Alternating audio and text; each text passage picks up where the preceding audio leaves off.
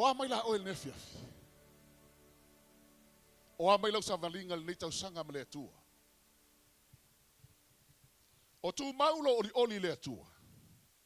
O tu mau pea lo fia i leli. Pe iai se mea ua tau ave sea le oli o le atua i totono lo tangata. La se mea le nei i o langa ua whapenao na tau mamulu atua i. Lo wola au na i le atua. La tato whanongo na le whiong pa ia le atua. Su e lau tusi le Iakopo lo mta upo e lima. Iakopo lo mta upo e lima. Na e whai tau me le fwoi upo e fitu. Ia man fai upo e valu le la so ni mai fo ia. Sunga to ina e la vea. Ia, mo le fai tau ino tatou tusi nea fiafi. Iakopo lo mta upo e lima. Alon fai upo e fitu. Ia man fai upo e valu. Usi la whafonga. O le nei, le au soe. Ono sa ia se ia o le fio mai o le ri. Whaauta, e whaatali le ngalu e whanua i le fua o ngā o le ele. E whaatali tali ai. Sa ia maua le wanga mua ma le muri. Ia ono sa i fo i o tou. Ia whaatu mawina o tou loto. Au wā ua lata le fio mai o le ri. O le nei, le au soe. Ono sa ia se ia o le aso e fio mai ai le ri. O le lapta inga le a Iakopo. Ia i tātou. E toi wha malosi mai ai a te oe mau, ma toi wha malosi mai a te au. O le tamo enga lo ta tamo e ai, e le whaingo fi.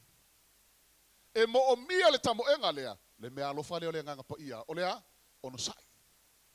Ai whai tau le kaltia nam tau pe lima fo pe lusu malua, ngala sau i ngai mea alofa le nganga pa ia, o le ono sai. Amene. E mo o mia la iso skelsiano, o ngai ai ko kongu ia ke ia, le mea alofa lea.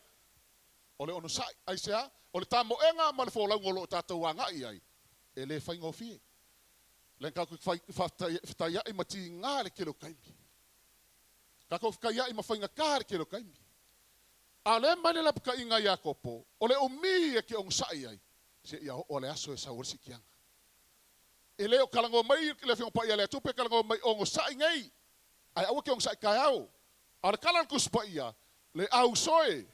Ono sai se ia o le afio mai o le li. O lona winga e kakau o ngama kua whaakukumu o kako pusa ong sai. Amene. Ai sea o le lalangi le kau ke o lai. O lo kako whikaiai ma le ki Apollo le kele o kaimi i yaso umma o le vai yaso. E mo o mia lai kako le iai o le loto ono sai. Amene. Langso se mea lava. E whapenga lava ngā so whai mai ele fili. A kongo ke alala mai o ngai lava fo i e ke hika ises. Amene. Pe o fa yakule o ngale tua na le la le mele loko fa mangalo. Amene. Ako ko e la mai e ke fa mangalo ska ngaka. Amene. Ma fo mai fea. E le o iko kungia ke ole o sai ke o sa ia isi ka ngaka. Amen. A o e se ato to. Le isi ka se ako ko. Ale o sai ai o sai e ke mo le loko fa mangalo me fa inga release lo fa mangalo ngai le tangata. Amen. O sai winga le ska ngaka. O sai.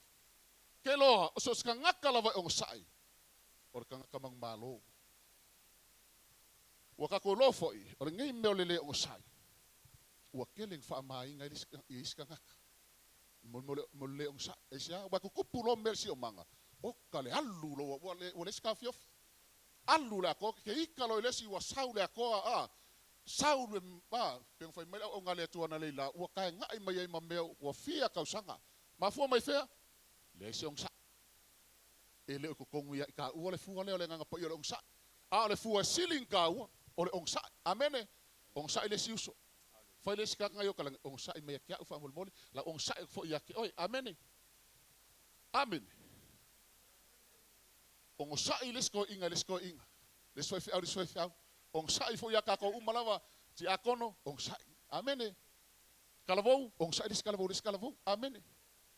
Aka ko mawang ene mea lo fale long sa ngofa ko le ke oi o oi ska ngaka i ele file mo le tu ele loto aso uma kai mi uma e file mo lo po o ame le anga e ka ngaka ya ke oi ke le kai nga ya fa inga sia o le fu o le nga pa ia la activate i lo loto le a ono sai amene so ska ngaka la ono sai e kubu fo lo fa mangalo amene.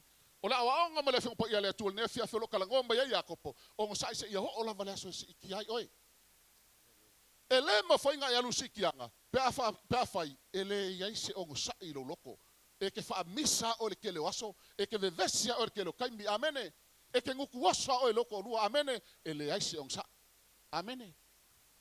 E mo o mia ia kako au ave tātou o tangata o ka waka ko le whanau o le atua, amene, ole ngoa ngai whaingo se o le kako o le whanau o le atua, e se le mangaia, amene.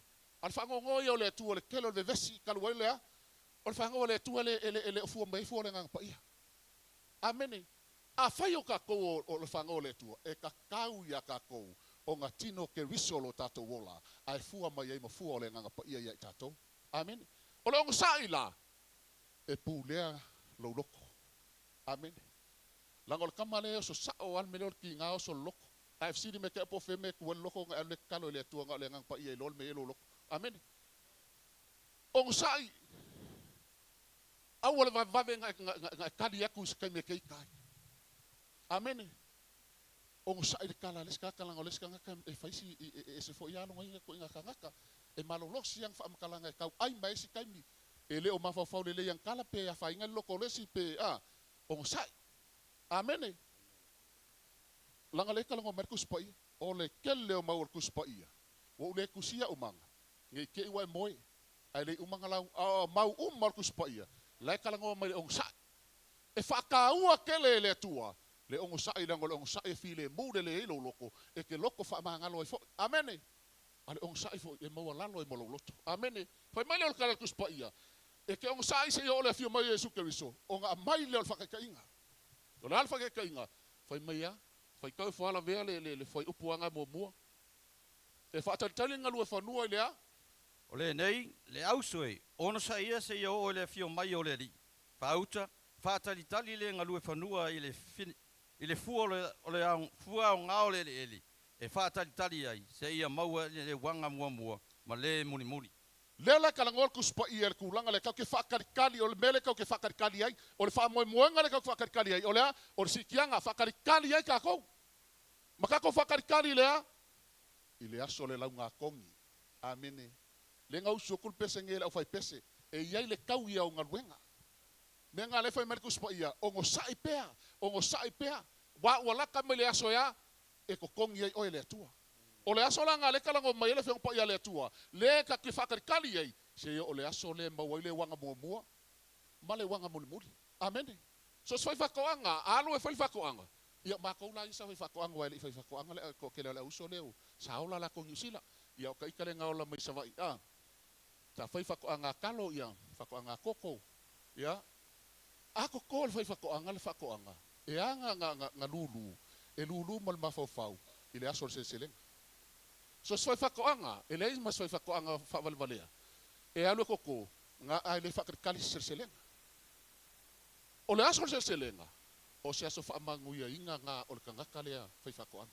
Ai sea, langa fo le aso ngā lela sersele e ia le fuolang whakoanga. Le ngaka la o ngā sersele kau mawhai fuol whakoanga le ngā ia lulu, o le au kupi ai fo iwai alu whakau makeki. O aku kangaka fo inga e au ka whawhao vale le ngā mga whai, e o e whakau mai ai. Amene. O le aso la o serselenga, o se aso whaamanguia inga ngā, o le whai whakoanga. O lela kalango merkus pa ia, ma kalango mai le il serselenga lea, whapenga kakou. O le aso lea, e kau i kakou, o se aso sumalia lea, i le kangaka ngake e maolonga pane. Amene. Wakako vai lau ngakongi, wa umaku lau ngakongi, kakou i kamiki a onga. E ke anu lea onga malo mawhawhau e ke lulu e ke seresele mai le whai ungal kausanga le se mesiri nga mangaia. E se le mangaia o le mea. O le ua maua le tūlanga mua. O le au maa. Ka sole Amene. Ai saula lai fuki ya fala e lesi wal mea ngai sa moe. O le anganga ngai sa moe kai me le makoa. E lakalo la kongi whapelo moes. O po ai fo ile fuki fala le ngi aso. O ele au fuki fala, fiu e whakarikali, le ingoa. Ngat pālanga le mea, o le le pupu o fala hunga le milo. Ai lau mai le kūlanga. Ia, o le tūlanga se fulu ma le valu, o le au maa. Whapea la, ai o kai kaliwa senga, ia ma le unga fo nao le neiva senga. O se whangongoa. Amen. A le karango markus pa ia, whapea ngā la langi. O le aso lau ngā kongi lea. Mau ki ngoa kau ke o mo kako wha mo moi. Ka kau ngā moso kako pale. E mo ia a e sao. Praise the Lord. Mo sao vi ia le atua. Ai le mangia le mea lo kako akulang. E mamao ale mea ko ke kumai ai. Wa nga o ka ngaka la wale a maua pale. E laka laka i le mea yeli no fuali i o le atua. A o ka ngaka lengi pale. I o kamalanga pi mamao ale mea ko kumai ai. Amene. Mga kue al kala le sko inga. Or ko inga nga lui Amerika. Alu aku ro ko inga nga wafo e kula kungai alu lo mare ingo ngu. Aku ro le ingo ngu fo aku lo makala le ko ingo ba mare ingo wa eva nga fa ko mako ingo. Ngai va ila ka kale hoken i Amerika wa hoken i au pi fo ngai a. Mo kala ko ingo. Sorry. Ngo va ai. Ai mamawa. Ele mangia pe laku le i le lang. E ke ku mamau. Amen. Mangia lo laku ai mau lo pale le lang. O se o sanga le yaki oi. Pe a fa pale inga o le pale le ola. Amen. Ai le mo fa inga mau e ka ko le pale. Pe a le ongsa. Ongsa i fa mole. O le a fa inga ka nga wenga le tua. Ongsa. Langol menga nga le inga mai le fu o le nga pa ia kong ia ka ko le ongsa. Ka ke ongsa i el fa inga nga wenga. Amen. A ki ngal nga wenga le tua. Ongsa i fa mole. Ai ai foi se upole la unga luako e ua paki ngai lo loko. O sai mai fa mole. O mafuanga ki ngalo loko. Wa ngale upole atua. Amen. Ai on sai wa e alu wa ngalu aku lenga pa yo le tu fa mo lamba oi. Fa per ia sa o la le la. Fa ikala le. Amen. On sa. Mangia lo pespese nga upu on sa. Mangia kele upol pese nga usuange ono sai pea. Ono sai pea. A wa ka wia o siaso. Lea lai fai mai whakari le wanga mua, ma le wanga muri fai mere fai poe vanu. Ia ono sai foi outou, ia whatu mawina outou loto. A wā ua lata le fia mai o le li. Amene. Ele ngakai ongo sai. Ia maulo loko le li. Amene. Ia maulo loko le li. Ke nole me linga kako le ongo sai. Wa se e ese o kako loko mai le tua. Onga o lou ki ngakele. Wa ngalo ia ki oile atua. Wa e wha ngalo oile atua ma wa manga o e wha malie lo loko lo kinga. Wa mafua inga ele onsa. Amen. A ole mele foi merkal kuspa ia. E a o ngale onsai. Ma ia ku mau o kou loko. Wa e whai koko aleli. Wa laka le fia mai o Yesu Keriso. E wa se ala lea ngaka ki o mai kako pepese ile atua. Kako vivi ile atua. Ma kako alalanga ile atua. A wasida fia le leia le tua e le o umaka ko malo langi o nga mafua mai ke le o kangaka le o sa ile ko ngolok. Amen. Amen.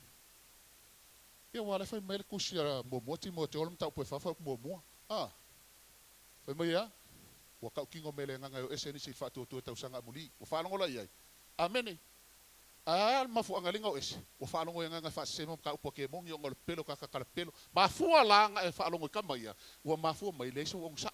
Wa fa pese si de kamai o ka saufo loku mo lo fa pe mo wai lo ka file mo lo ka fia ngal ki ngal mele maria lo loko o le loku e le o se me ke sau ki file mo wai o ingai ka ko mo le pusa ong sa ia lava lo ong sa ia mene a o foi kai me fa so ingai ka ko o le fina ngalo ngale tu e fa so ingai ka ko ia tofo ina sorry e le fa so ingai ia tofo ina tatou a wa le tofo ina tatou tu poilea le aperi ole ono sa su ele lau kusile Jakopo mua Jakopo mua foi upo e lua marconu la vea fa molmole O au Jakopo. Ole au auna le atua ma le ali o Yesu Keriso. O olo fatu sa ia la vea Jakopo mua foi upo e lua ma le tonu. O usoi io tou manatu. O le mea fia tele ai pe a maua e o tou le tofotofonga ese. Ina ia o tou iloa o le tofotofo ina o lo o tou fatuatua. E tupu ai le ono sai. Io ko whalongo la ia. O se mea lelei, foi malekala Jakopo, o se mea lelei, pe a maua ka kou kofofonga ese, whalongo la. E leo foi malekala Jakopo, o se mea lelei, pe a maua o kou se kofofonga kasi. O kofofonga ese, umma inga kofofonga, e kofo e ka kou. E mafua i se anga ese kofofonga kofo i kako. Ese le levo kako fa kokua. Amene. Ele avakua ele kua kofofonga maualunga lava ole fakua kua o auska mai fakua kua ele ngafakia. E aka mai kele le tua amene ai fai mai kala le apu ale fiong pa le tua. Ole kofo ingo kako. E kupo le onsa au kako. Au mai meia kofofonga. Kako kele kali kako lo. Kau ke ngisi le kon faku le tua se al meu fa pe ai le al meu kupo ngeme. E kau kele lo le process le tua. E manga ole tua ia kingo mai lo kanga ole aulo. O meso se processa le mele ko ya kako se kofofonga mele tua kako ke ui ai. O manga onga le kongo kofofonga le inga ia aulo la o nganga le tua. Amene. Inga ia me ese uma mele fa le lame lo kanga ke lo kamo enga le tua. Malo wola au le tua. E se I illa mai la o lumbo le tua. Nga ole kai me ko le ale level wa kofofonga. E kere ko liu ai e kere ko fo ai. E kere ko give up le kofofonga sa. Wa illa lo kanga. Amene. Ala ngau ka inga ngale tu ya kako. Al kele o kai mika ke musuai me kofofonga a maka melos kofofonga. Ko ke ngisi. O ile tu ai. Au nga ya ke oe ma vaku me uma ya ke au le hale meu. Ke lol manga onga le tua. Al waku kofofonga ka walo file mu. Fakari le tua. Ma ka kalo le tua. E fa ali mfa ilo aku le tua mfa mamlamba le tua ya ke oe. Le mafu anga le kofofonga inga ya ia tino mai ke risolo kako wola. A wale ai se winga kako ke masa sau mai ai le ngaluenga le tuam kako mai le loku. Ai papango fie kako waa. Amene. Ma fape nga onga solo muri ngo fie lo kako fako kue le tua. Onga ile imalo losi fa le nganga o kako kangaka. Ole au ngao meio o kofofonga. E fa malo si ai oi. Ma fa malo si ai au. Ile ngaluenga le tua mala o nanga le tua. Amene. Mai ngi kau sanga kolen ka ko savan mai mo kingoa sa ye me nga kingai ai fa kai lo ong sai wang ele ong sai e o mele so wole va ai oi amene fa kai malo lo ong sai malo fa pale malo fa kali le tua amene ale fa mer ko se ai sa fa sur fa pasu consumer kasi fa kasi ia o e fa tali leli e fa fo wina lo lato malos e si ia o lato apa au e peio aeto e tamu mo ele a ele ka ele o son e kamo mo ele vai e sava vale ele tinga ina or ka ngaka ngai fa kali leli a o mai la kofofonga ya ke o e kofofonga ya ke o le me fe ka o le fa kali leli ele o fa kali leli o le alo fa se awa e ngofongo for ko fale me fa pe o le ke fa kali leli le angle ke ui kofofonga a o fa la me se o le ke fa kali leli le ai o fa kali leli anga pongi ka kalo fa ka kuspa ia sa ili leli. Ma ka kalo mai fa kule tua fa lo mai o le alo fingalo ya kiau. Se fa lo mai le me le wo ui ngai ka mi fa lo mo le me ke mga o yai mo au. O nga fa lo le ko ya ke seaso. E lo le process le ke ui ai. Ke lo le le process le ka ke o ai. Nga le tua si le fia. Ai mai ko kongo le process le. E ke va ai va venga. Ma kilo le makau kio le tua. Ma va ai isi me fo e ke le ilo mo mo. Amene. E ke kaungu ma le kingi o le process le ale atua. O lou loko, nga o le whawhekai ai le atua. Ma le vi ingai ave le atua. So se kofofonga la, e manga o le atua. Inga ia malolo kako, ele o le malo, funga le malo valea. Ai malolo kako wola whale nganga. So se kai me attack me ki Apollo, ele ila. Ke le koe Solomoni, ke le koe ila, ke le koe foi me whaia ki Apollo. Ai sea, ua malolo loko i le atua. Amene, ua mausalilo loko i le atua. E peru es fulu fau pe kolu lima kolu fiku ia. E peru e. Awa la fai lo o taulo to tele. Awawa i ele tau e tele. Kolus fulu male lima ngā. Kolus fulu male ongo. Awawa ngā ia te o taulo o sai. Ina ia maua e o taulo mea na folofolo ina. Pea uma ona whaia e o tau le fina ngalo le ri. Ko whalongo la iai. A wai au ngā ia ke o koule o sai. Ai sea, pea whaia uma ko whakingo inga lea, le ngaluenga lea tua malmal awa lea tua lo kou ola. O ngā maua le o kou o lea. Pale mai lea tua. Maua le o kou. O wai lea manga onga lea tua ia kako. A e ui la skofkofonga, a whai o e ui al kaninga skofkofonga. O sai skofkofonga. Ka lia malo loko whaafikai skofkofonga. Amen. O kofofonga le o se me fai ngofie ki nga. Amen. Us foi kai mer ko fonga ka u or kai mi pe o season i ngai usile meio ole ka un or ki wile ngo sa foi ole ola ngo walwai ila me ka ole pulungi ole ka ole pulungi ya ke lo pura ka un nga me pulungi al kai mila nga ko ke wele la au nga ko o kulesi vai ka ole season ko fu mer ki wi ua maku a manghia amen e fa penga vo la ka ko le pulungi nga ele nga pa ia e ka kipi ese si mea ia ka ko ke vai ai ma me ia lenga ka ko le fa ma hongi nga luenga le tua e ka kipi ese lenga nga pa ia inga ia fua mai fua le nga pa ia ko kongu ia ki oi ma amen a ka ko ia ila le ile ngai vai ka urso fuang ole lap ka inga le fe pa ia le tua ong sai ia ong sai mai lo ko kele nga luenga le tua amen e peru sumba lua fa upu mo fa mai ia tatou tau fetuli male ono sai fa upu mo nga tau fetuli male ono sai le ala tanu e tatou luma ia e lole le or kambo engale ka kambo e ai e le o se awala le ole awala le kamerkus pa i ole ala kangu ole kele ole ngawa o makauia mai o i Samoa wa o kouia ngi usila mako mem Samoa e awala nga lu e foi nga le ngu i kua e ke anu ai uke me o manga makala loa ngu ole menga ka ole awala kangu nga sual masing ia makangu ko foi nga le ola mel ma ale le la savali e ke la vele ma e ke sulu le omo ia e ke le ai singa nganga e ke maua pe sulu amen ile ka wa masangi ia i nganga amen e ke sulu lo ia e kalosia e sulu ngai kaimi i kongo la kangu le e ke le nganga nganga e fa pe for praise the Lord le tuai o ke kula ia ku e fa wa lo wala au wola amen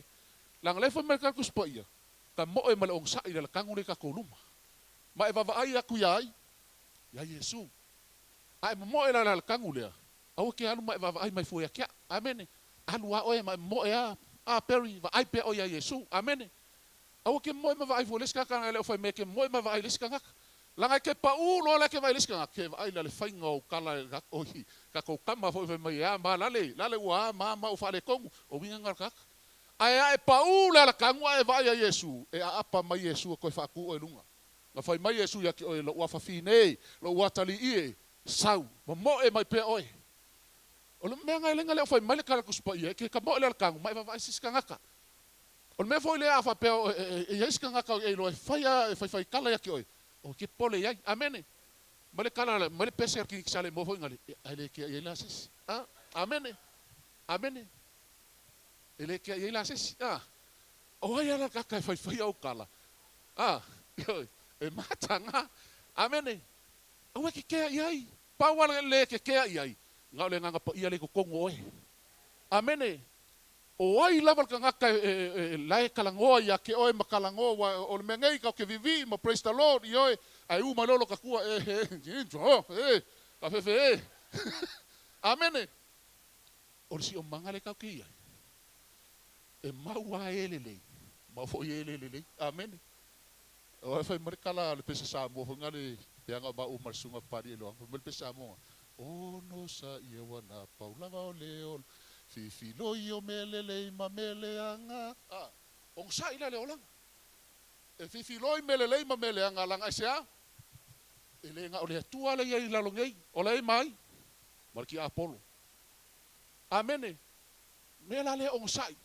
ai sa fo le loku ong sa ai sa fo e fa ai o ke aku se sia ke o lo le lokso ong sa amene ong sa ia ka ofi pelo loko ong sa amen pa wala kala fa ele o sa lok pudale aku wa ilanga lok amen ore le ngale ko ke mai o iska ngaka wa fa inga loko nga iska ka o kala iska ngaka ai ke le sa u nga wa e ke le sa fo yo fa au nga sa o Yesu amen mo e pela o me va ai Yesu langa o Yesu la ve inga oi ai mo e ong sa ilungo le ala amen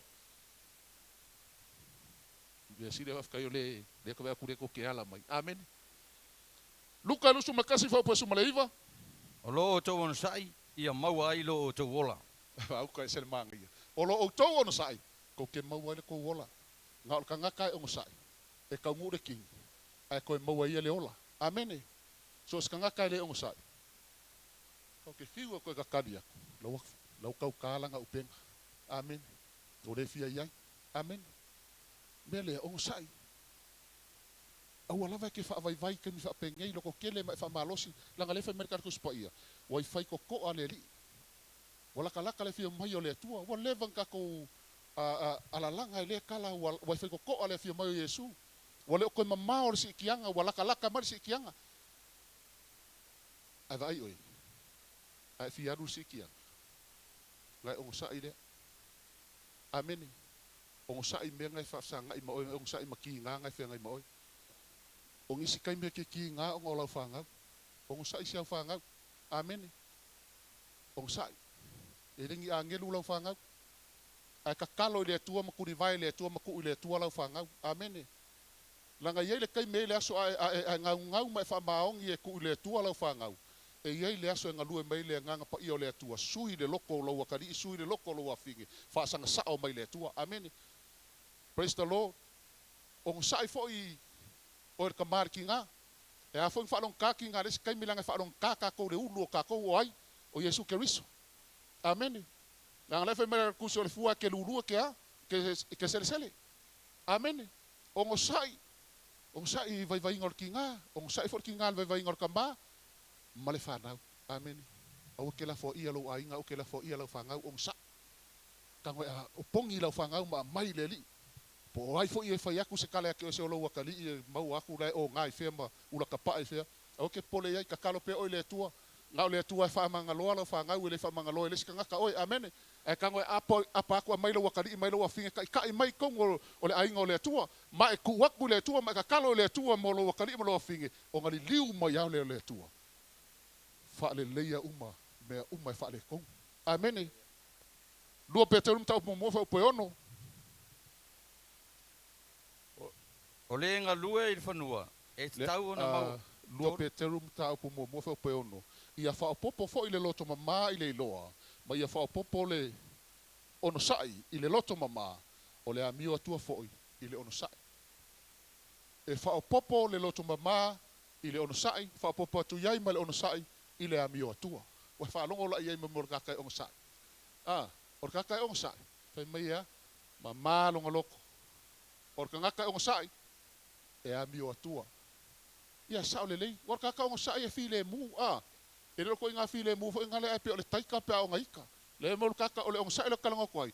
O le ka e anga malu. E anga malu. Amen. Pe yo senge anga malu senge. Amen. O sai la.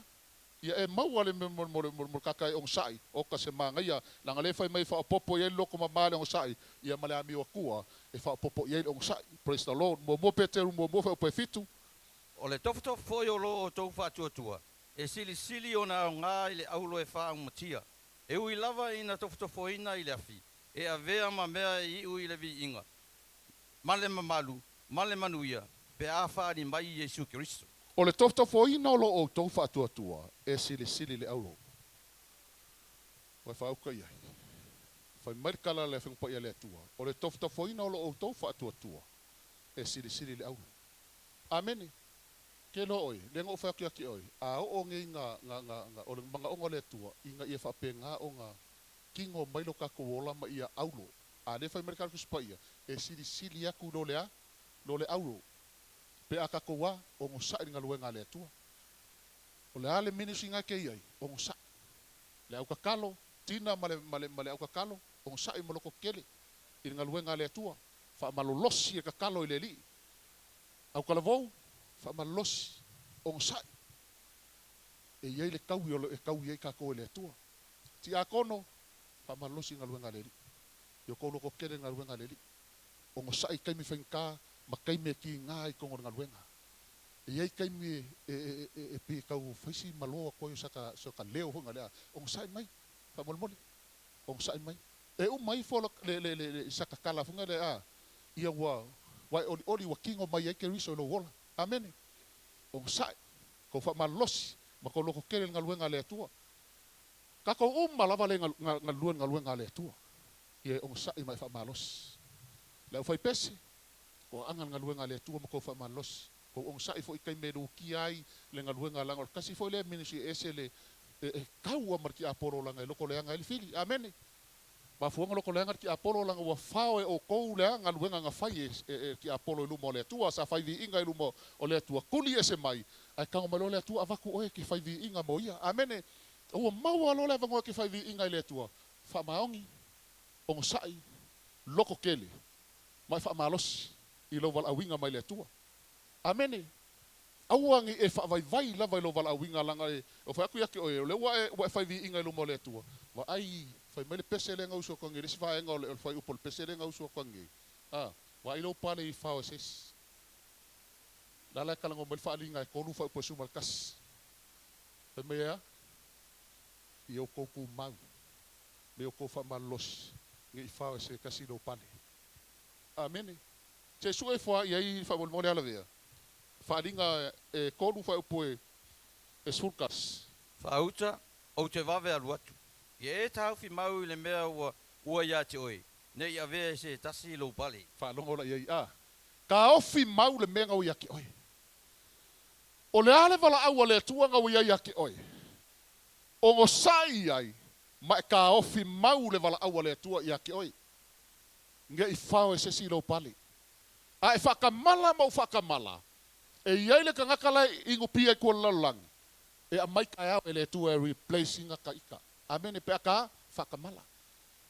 Awainga mangaku mamama mangaku mawalalo lo wala awinga. Amen. A kofi aku foi ola ave maki akongo wale fo fa longo le awa lo pasi ola ki akongo ngai kalavou. Amen.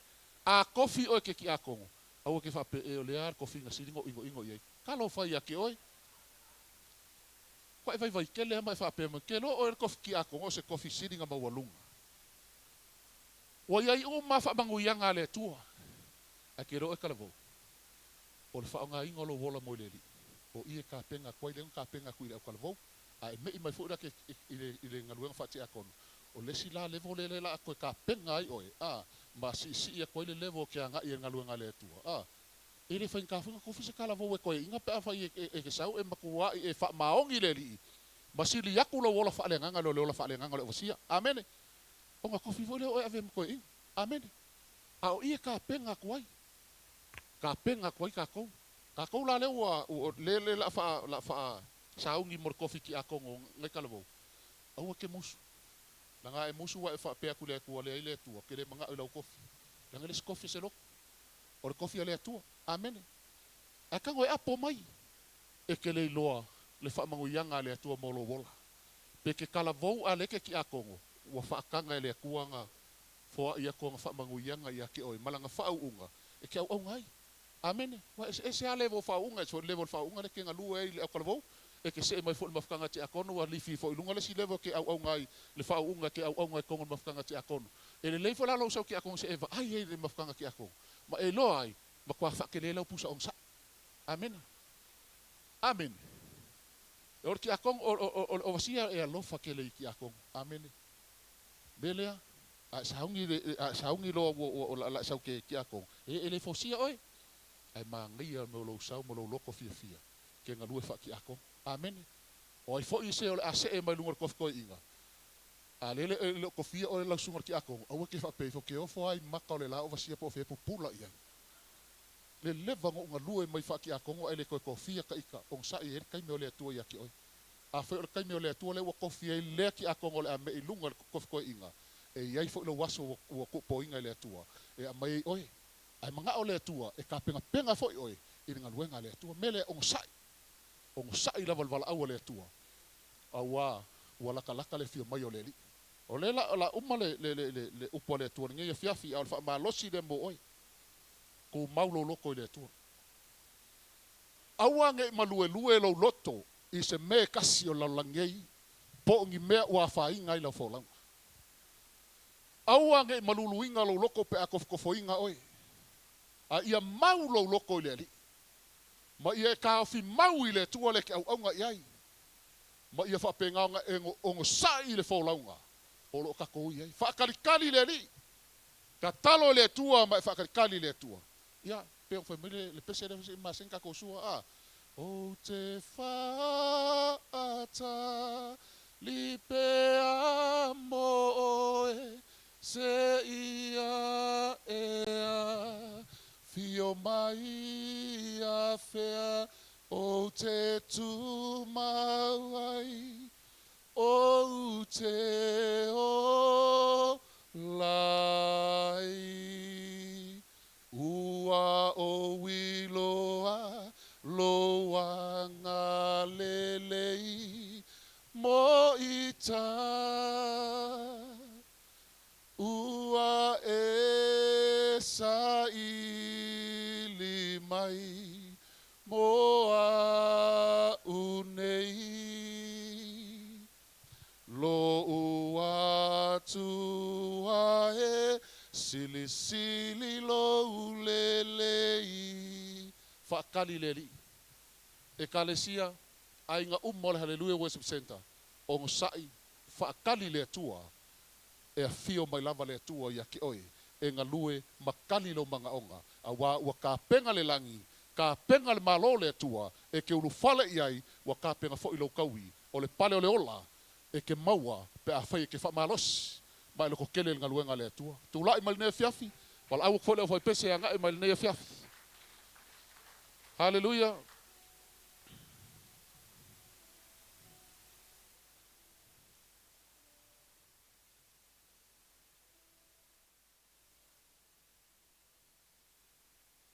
Tatu e kalesia.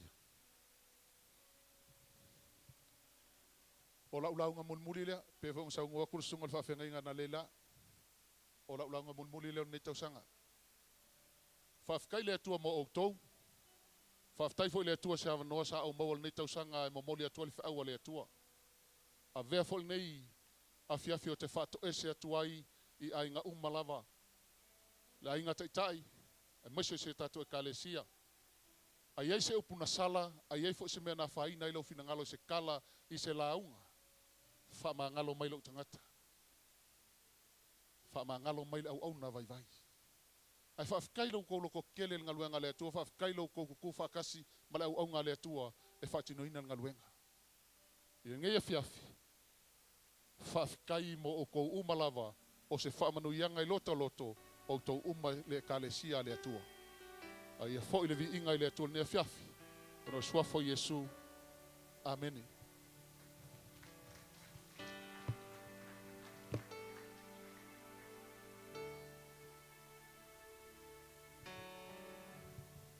Ia o tō whafonga rau po le atua le whiawhia mele tu e sa tōranga pati via le atua. Mana ia voi pā mo ina mai au whonga. Whia o le atua mo e moa o tātou lo tele ngā ruenga. Amene. Tele lui tau e whiangai mai tātou e whawhtei le atua. Leo whatau moa vol tātou sa le tau sang. E le imba lo lava le whawai vai mai at fili atua e maa. O lo mau pe le tua lo soifua mo lo wola o lo te yala te tama le tua le tatu folau.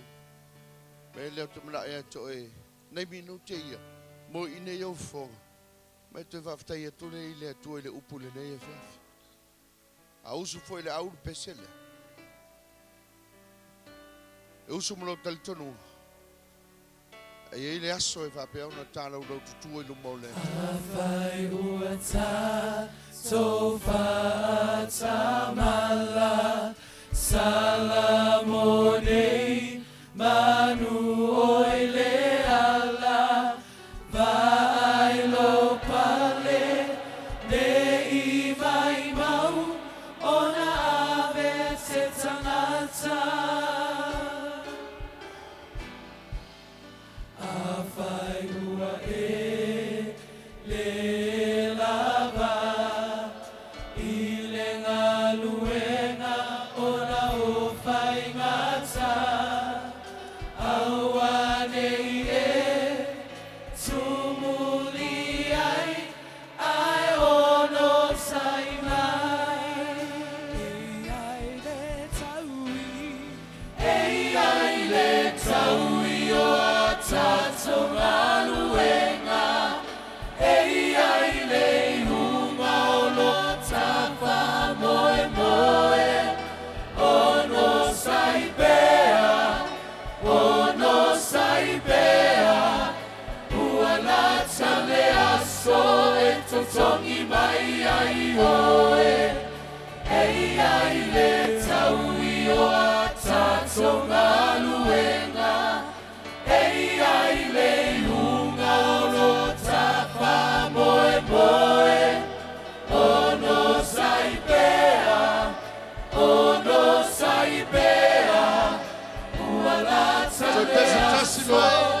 tongi mai ai Hallelujah, oe. Ei ai le tau I o a tatonga luenga. Ei ai le iunga o lo tapa moe moe. Ono saipea, ono saipea. Ua lata le aso e totongi mai ai oe. Doi le tūl mātou tama. Mātou waftaila upu le nei e fiafi. Waftaila o auna na ala mailo whingalo mo I mātou. Mātou whanongolongo ma le tutoa e iai le aso. O lata mo I le taimi. E te tutongi e a mātou ngā ruenga pe a fio mai la ua fio. Si tia la ue kane sia. Whailoa iai ao le langi. Pe a o mai le aso wa msino. O le na aso. O le a whapone e tau wi ai mātou I mātou ngā ruenga. Mātou tutalo le tua. Ka manuia la o auna na ala maila upu le lei e veafi. Ai au ngāri whau. Si fatu e paule ele le lei. Malulu ino yo mātou loto. Mātou te whaau au ailo mātou tau tua. I le loto tele ma le malue lue. I le maua. I laua fio. Le whatasi mai o oe nganga pa ia ia te mātou. Mātou tutalo I toi aso te toi le nei masina. Tātou wholau pēr ma laua fio. Whamanatu pēr ia te mātou. E te leo tu la wha ino mātou ola. I aso umo le nei o langa. Talo I whamnuia rau e kalesia. Whamnuia I mātou umalava. Pe atu ua le nei whale. Iai lo uanga le lei whamnuia ase masoe. Mātou vala o iai Samoa. I o atu whamnianga ia te ila ua. Whawetai tele no mātou tamai mea umalava. Mātou whafo I atu le vi inga ia te oile atua. Hallelujah, Lord. Hallelujah, Jesus. Thank you, Father. Thank you, Lord. Maya tu maule vi inga ia te oile atua. Ave sa taulanga pati le atua le nei via vegalesia. Matula para patele le atua. Hallelujah. Hallelujah, hallelujah, hallelujah, Lord. Amen, amen.